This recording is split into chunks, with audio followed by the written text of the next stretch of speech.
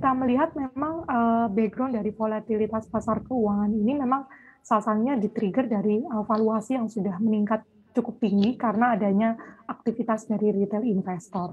Ditambah lagi dengan pada kuartal 1 ini data-data indikator ekonomi memang belum menunjukkan satu recovery atau pick up yang cukup signifikan. Karena kalau dilihat kuartal 1 ini kemarin ada yang namanya pengetatan PSBB walaupun nanti bentuknya PKPM yang mikro, cuman hal ini tentunya menambah bahwa economic recovery itu butuh waktu, istilahnya kegiatannya tidak serta-merta. Nah, ditambah juga nanti akan ada mudik yang dibatasin oleh pemerintah, tentunya ini juga sebenarnya jangka waktu pendek memang agak berat untuk recovery ekonomi, tapi jangka menengah ke panjangnya sih kita tetap positif dan optimis karena melewati kuartal 1 ini masuk ke kuartal kedua, economic recovery bagaimanapun juga terus terlihat. Kalau dilihat aktivitas ekonomi di sektor real sudah mulai terlihat. Kalau di mal-mal sudah mulai ramai, aktivitas jalanan juga mulai ramai.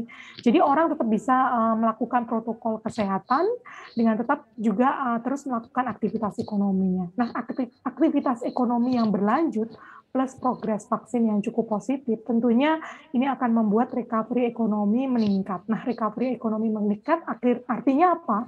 Penjualan dari emiten juga mengalami pertumbuhan, termasuk labanya juga kembali meningkat. Jadi kita masih expect untuk full year 2021 ini EPS growth dari emiten itu masih bisa recovery di sekitar level 25-28%. Karena secara year on year tahun lalu itu mengalami satu penurunan yang sangat signifikan. Nah, kalau pertumbuhan laba emiten mengalami peningkatan tentunya dengan valuasi yang ada, tentunya itu bisa mengakibatkan satu kenaikan IHSG yang masih menarik ya untuk IHSG di kita gitu sih kira-kira. Jadi kita Iya, masih relatif sangat positif. apakah ada perubahan revisi untuk target IHSG full year 2021 ini, Yekti?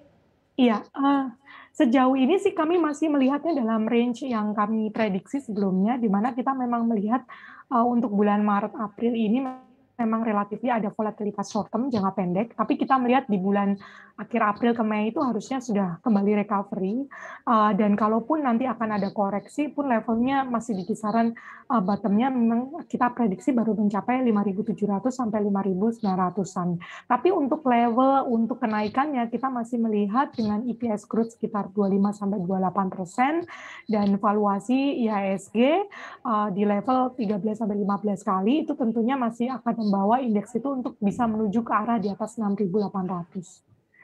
Untuk informasi lebih lengkap dan berita terkait, jangan lupa klik link di deskripsi. Install juga aplikasi CNBC Indonesia di App Store maupun di Play Store dan please subscribe ya guys.